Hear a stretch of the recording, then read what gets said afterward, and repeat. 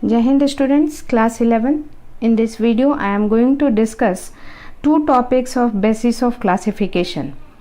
In the previous classes we have already discussed about the initial topic or introduction of animal kingdom and on the two characters, that is level of organization and symmetry. This level of organization and symmetry in the previous class that forms the basis of classification. How we classify the whole animal kingdom into several classes, we first of all we have to study this point. Among these points we have discussed the level of organization, that the animal which we are classifying is made up of only cell, group of cells or tissue or organ system. This basis of classification we studied in levels of classification, and then we study the symmetry, that the how on the basis of symmetry, that how a living organism or animal, especially animal, can be divided into two equal half. In how, through how many axes, कितने axes से उस animal को to equal half में बांटा जा सकता है, that forms symmetry. On the basis of symmetry the animals can be asymmetrical, means उनमें कोई सिमेट्री नहीं पाई जाएगी, लाइक स्पॉन्जेज. आगे हम लोग क्लासिफिकेशन, पर्टिकुलर क्लासिफिकेशन को पढ़ेंगे तो ये टर्म्स आएगा. फिर आया आपका रेडियल. रेडियल में आप किसी भी एक्सिस से उस लिविंग इंडिविजुअल को, उस एनिमल को किसी भी एक्सिस से काटेंगे, डायगनली, हॉरिजेंटल, वर्टिकल, किसी भी एक्सिस से काटेंगे जो कि सेंटर से पास करेगा, वो उसको टू इक्वल हाफ में बांटेगा. Means left hand side and right hand side दोनों इक्वल होंगे. तो जो जब ऐसे एक्सिस बहुत सारे हों तो उनको रेडियल सिमेट्री कहेंगे. और जो एनिमल केवल एक डायगनली, एक ही लाइन से दो जो कि एक्सिस से गुजरे, एक ही लाइन से वो दो इक्वल हाफ में बटेंगे तो इनको बाइलेटरल सिमेट्री कहेंगे. जैसे इस क्रैब को हम ऐसे काट दे, हॉरिजेंटल लाइन से काटे तो टू इक्वल हाफ में ये नहीं बटेगा. इसका ये लेग इक्वल नहीं है, लेकिन हम जब ऐसे काट रहे हैं तो all the what is present here will be equally present here, mean LHS will be is equal to RHS. So symmetry and levels of organization we have already discussed. In this video I am going to discuss this diploblastic and triploblastic organization. First of all we must understand the germ layer. Germ layer क्या होता है? We all know that हमारा जो first cellular initiation है एक living organism का, एक animal का, वो है 2n, that is made up of single cell and it is zygote. ये जाइगोट का बना हुआ है और ये सिंगल सेल जो है माइटोटिकली डिवाइड करेगा और ये ग्रुप ऑफ सेल्स बना लेगा, जिसको आप एम्ब्रियोलॉजी में पढ़ेंगे. इस सारे स्टेज को हम लोग पर्टिकुलर नाम देते हैं, मोरूला, ब्लास्टूला, ऐसे एम्ब्रियो का नाम देते हैं. ओके. इसके बाद इस जाइगोट जब डिफ्रेंशिएट करेगा सेवरल स्टेजेस में, माइटोटिकली डिवाइड करके बहुत सारे सेल्स एग्रीगेट कर जाएंगे, मोरूला बनेगा, ब्लास्टूला बनेगा, तो आखिरकार उसको एम्ब्रियो बनना है. इस दौरान सबसे पहला स्टेज होगा इनमें जर्म लेयर का डिफ्रेंशिएशन होगा. जर्म लेयर्स बनेंगे. जर्म्स लेयर्स का मतलब होता है, लेयर का मतलब होता है एक covering, and germ layer that is form during the zygotic development. And this period, gestation के उस पीरियड को गेस्टेशन कहते हैं, जिसमें एम्ब्रियो का जर्म लेयर फॉर्मेशन होता है. ओके. अब ये जर्म लेयर दो तरीके, किसी भी लिविंग ऑर्गेनिज्म में दो तरीके के बन सकते हैं, means in two different forms. वो जर्म लेयर केवल 2 लेयर्स के बने हों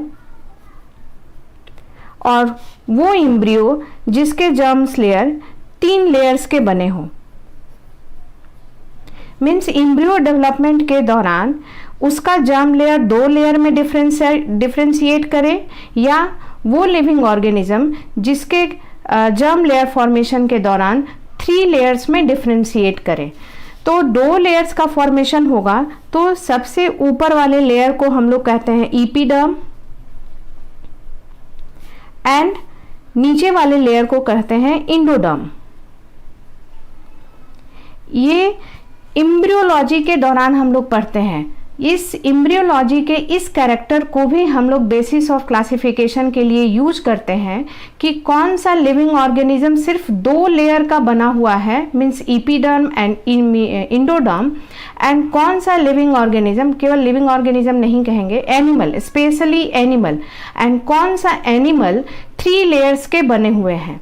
इस 3 लेयर्स में जो नाम आएंगे वो है फर्स्ट ऊपर वाला epidermis, dermis means layer or skin, then called mesoderm, that dermis no here derm, mesoderm, meso means middle and derm means layer, and then endoderm,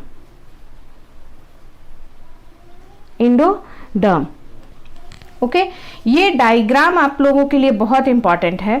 अब इमेजिन कीजिए कि ये जाइगोट जो है वो पूरा सेलुलर बॉल बन गया, मोरुला स्टेज में आ गया, माइटोटिकली पूरे सेल से भर गया, लेकिन उसके बाद ये डिफ्रेंशिएट करेगा डिफरेंट लेयर्स में, और वो डिफ्रेंशिएशन करने के बाद उससे उसके डिफरेंट जो भी टिश्यू या ऑर्गन बनने हो वो बनेंगे।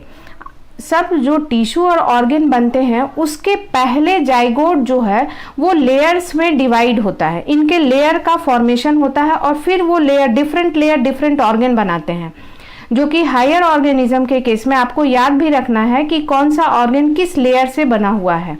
यही लेयर आगे चलकर एनिमल्स में डिफरेंट ऑर्गन्स को बनाते हैं। अब जो लिविंग ऑर्गेनिज्म केवल 2 लेयर का बना हुआ है, इनको हम लोग कहेंगे diploblastic. So here this will be called as diploblastic, इनको कहा जाएगा डिप्लोब्लास्टिक, ओके। और इनको कहा जाएगा triploblastic, means triplo means 3, triploblastic, okay. अब देखिए ये सेलुलर लेवल में लेयर में आपको दिखाया गया है, ये थोड़ा 3D डायग्राम है, जैसे कि इसको आप ट्यूब लाइक देखिए। फर्स्ट जो बाहर का जो लेयर रहेगा वो है इक्टोडर्म, जो अंदर का लेयर रहेगा वो है इंडोडर्म। अब ये लिविंग ऑर्गेनिज्म है, इक्टोडर्म और इंडोडर्म के बीच में ऐसा तो है नहीं कि बिल्कुल कुछ स्पेस नहीं रहेगा और एकदम चिपका रहेगा। तो जिस लिविंग ऑर्गेनिज्म में जो डिप्लोब्लास्टिक होते हैं उनके बीच के स्पेस में जो सेल्स रहते हैं वो फ्रीली फ्लोट करते हैं, कुछ लिक्विड लाइक सब्सटेंस रहता है, that will be called as mesoglea.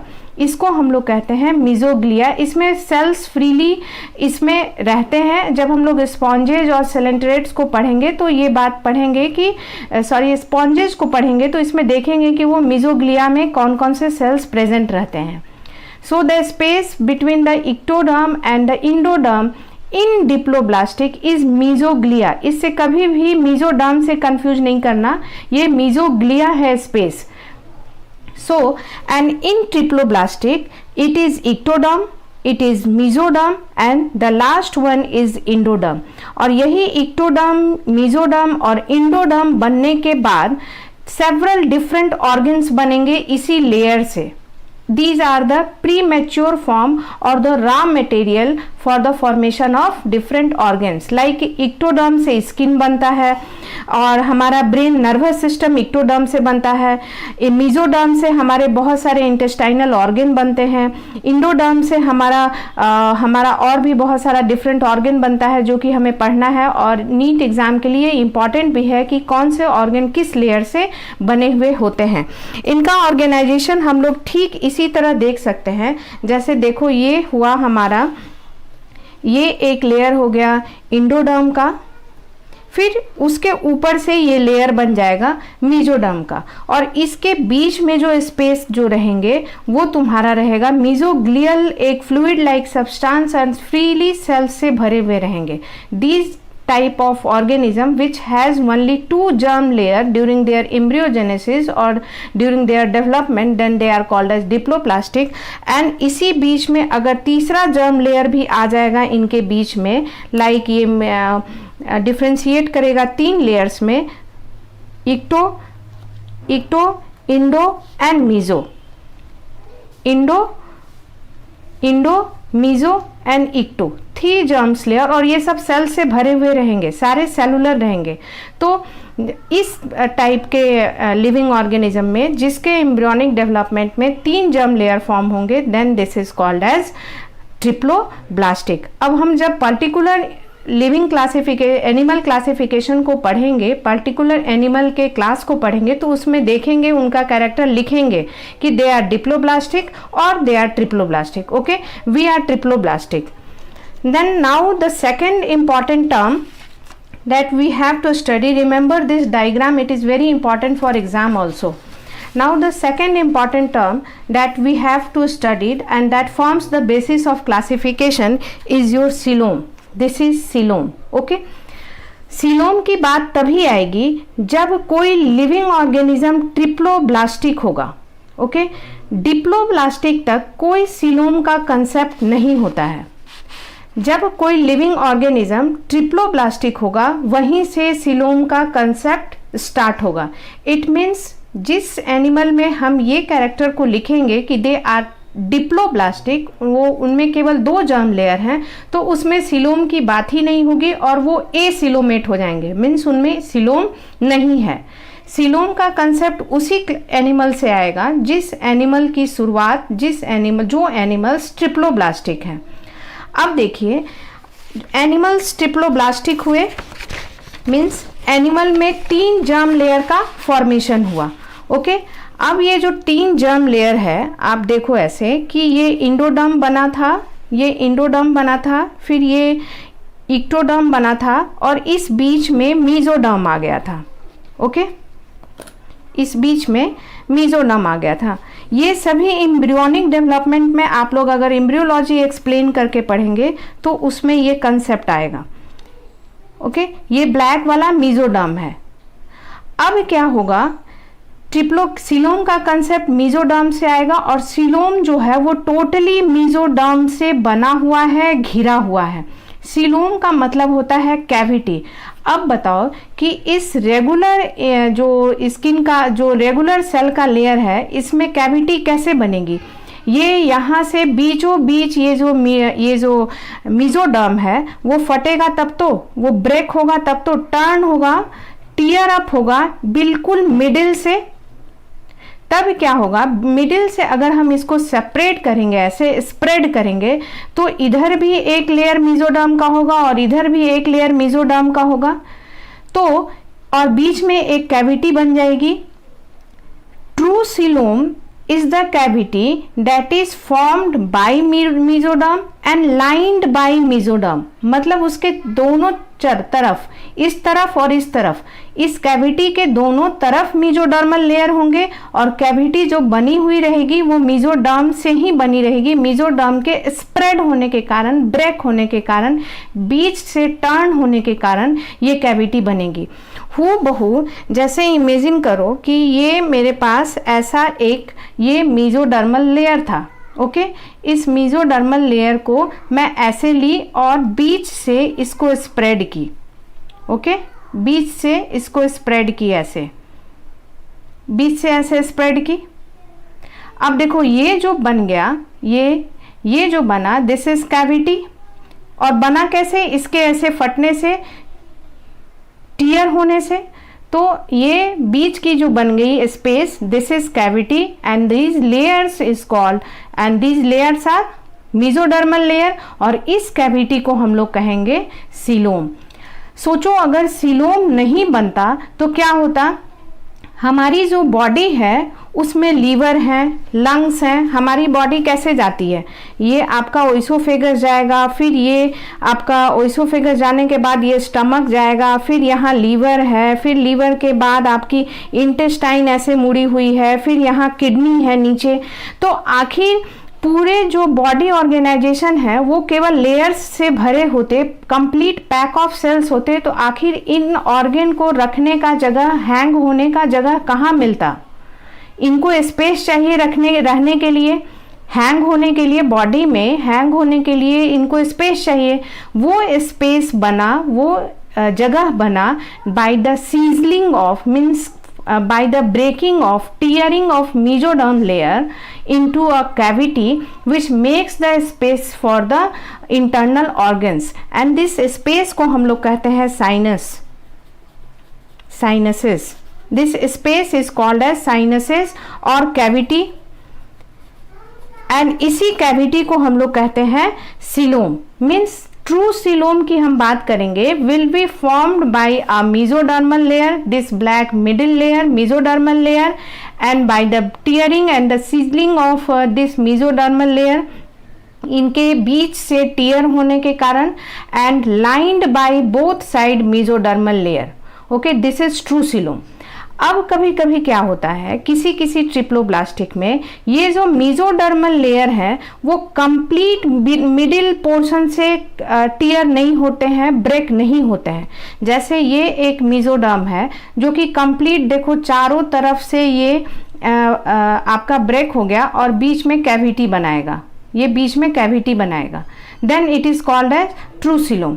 लेकिन जब ये मेसोडर्मल लेयर ट्रू सीलोम ना बना के बीच में पैचेस में प्रेजेंट हो जाए और स्पेस बना दे, मतलब गुच्छे गुच्छे में प्रेजेंट हो जाए, पैच में प्रेजेंट हो mesoderm layer, then it is called as pseudo coelom.